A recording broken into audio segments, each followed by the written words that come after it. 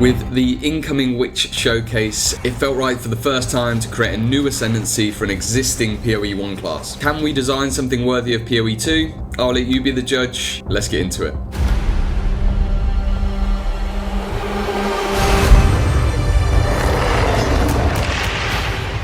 Hello Exiles, welcome back to the channel. Silver here, and today we are going to be designing another Path of Exile 2 Ascendancy class, because what the bloody hell else are we going to do until June 7th? Currently we have the Elementalist, the Necromancer and the Occultist, but with the Sorceress coming into the game, it looks like we're going to be moving the Elementalist over to the Sorceress. That leaves us one empty Ascendancy slot, and we already have a name from GGG, the Defiler. You can see this one, which I've just called the Defiler. Though we have no further description, and so the first thing to do is set the themes. Alright, we're headed over to our trusty PoE2 subreddit, and we asked the community, in their mind, what does the Defiler play like? From that we could pull together a list, and we got this. Desecrated ground, corpse interactions, corruption, decay. We ended up landing on these pillars: desecration, siphoning, and madness. We are finally ready to share the artwork and take a deep dive into the tree. I am excited to share our first Witch Ascendancy class for Path of Exile 2,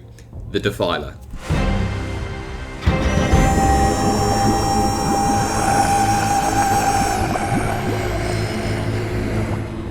Here is the tree. We've got a total of 6 branches. We've got 3 different themes: desecration, siphoning, and madness. So if you haven't watched one of these videos before, we're going to go through every single one of the nodes, and feel free to pause at any time. I'm not going to read the entire thing out. I'm just going to give you a general idea of what the node's about and my thinking behind it. Alright, so we're going to see our first travel node on the desecration branch. We've got area of effect and some movement speed.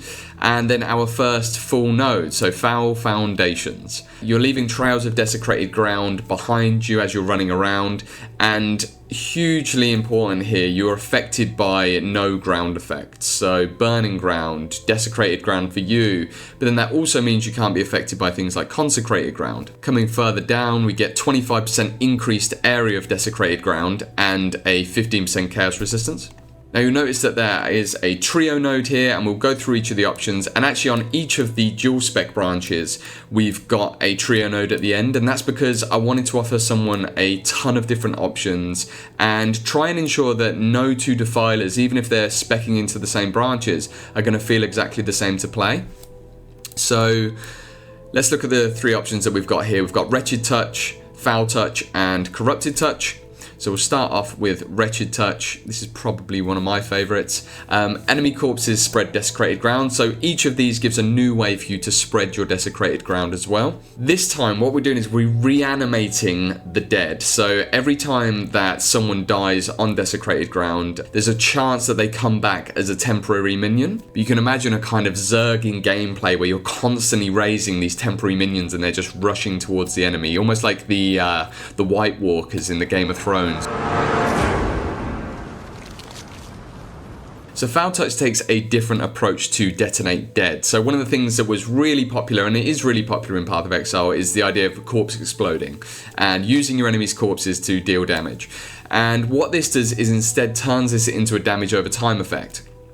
So you're spreading desecrated ground by like the melting corpses of your enemies. And finally we've got Corrupted Touch, and this is allowing you to spread desecrated ground and proliferate your damage over time across any enemy on your desecrated ground. Alright, so that is our double branch, and then coming up to the single we've got some chaos resistance and some increased physical damage. And then we are picking up Ill Presence. So Ill Presence is giving you and your minions Unholy Might. Huge buff, you're getting 30% of your physical damage as extra chaos damage.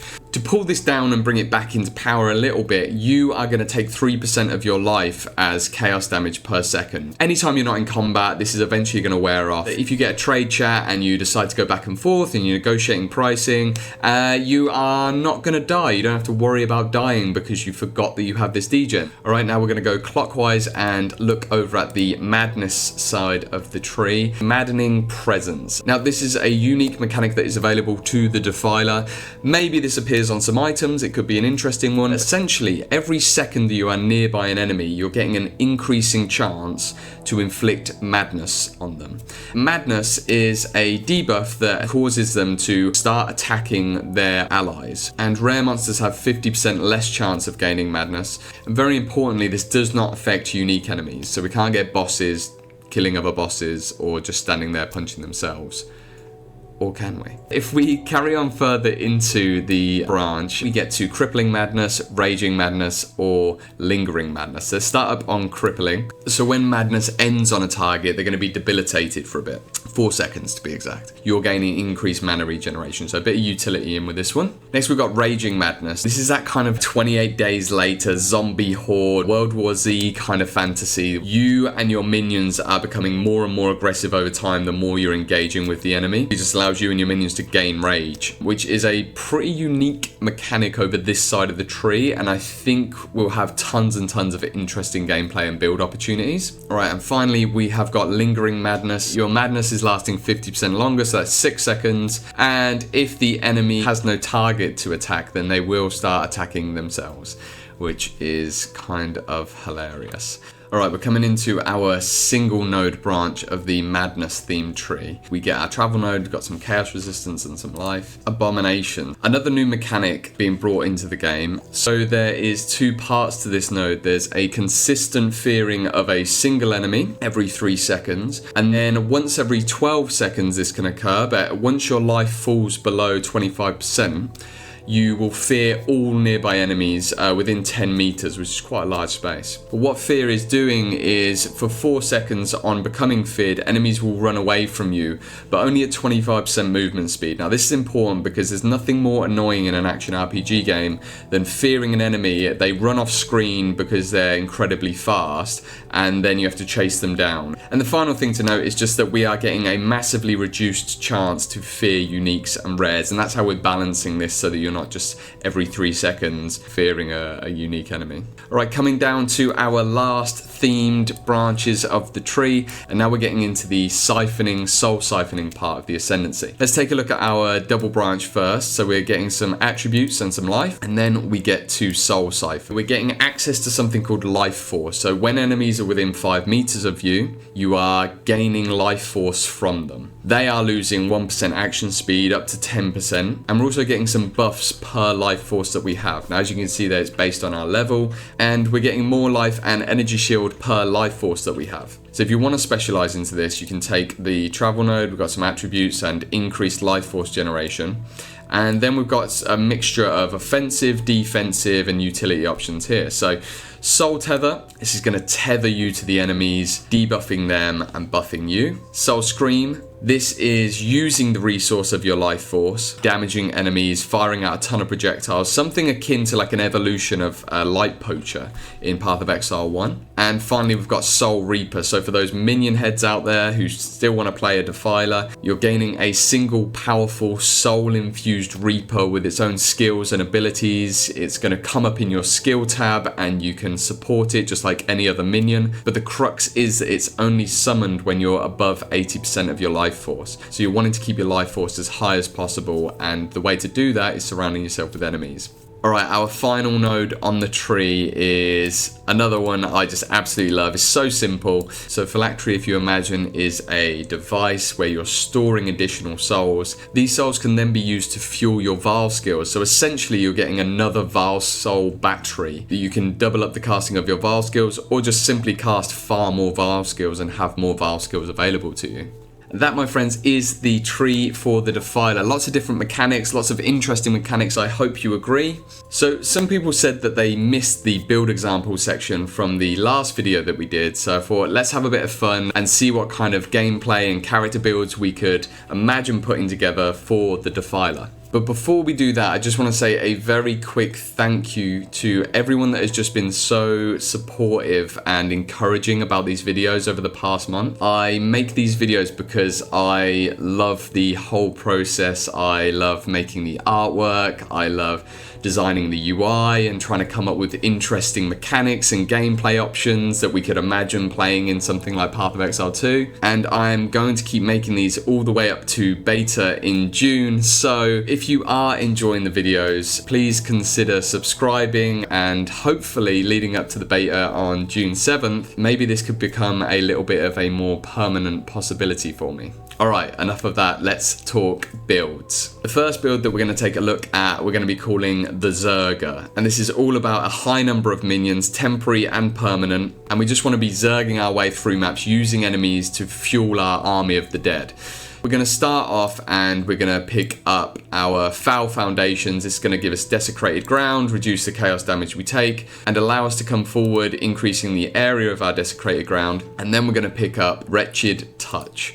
So every time that enemies die, they have a 50% chance to then respawn for 6 seconds and become part of our army of the dead. Join my army of the dead. On top of that, we're then going to debuff enemies and control them, sort of mind control them as well, using Madness. So we'll come over, we'll pick up our Travel Node, and then we're going to pick up Maddening Presence. So this is giving us our other mechanic for bringing enemies onto our side. When they're maddened, they're going to start attacking their own allies.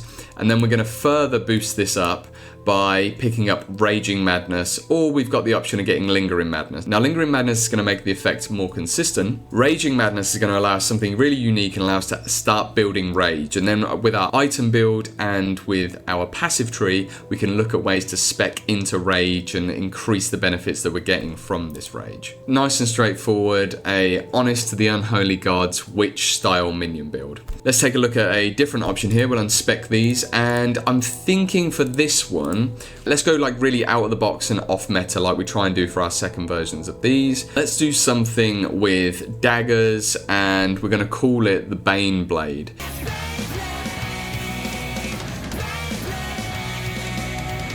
So first what we want to do is pick up Ill Presence. This is going to give us Unholy Might. Because we're not going to be using any minions, we're going to get 30% of our physical damage as chaos damage. Next, we're going to come down to Soul Siphoning, and this is going to give us some tankiness if we're engaging, but also if we get some skills around stealth with the new dagger gameplay, then what you can imagine is that we're able to stay around enemies, building our life force without being detected. So then we're further spec into this, and we're going to come across to... We could pick up Soul Tether if we were, say, hardcore and we wanted to really lean into our defense, but true to our softcore Assassin Andy style, we are going to take Soul Scream, giving us a ton of single target damage and some nice pack clear as well.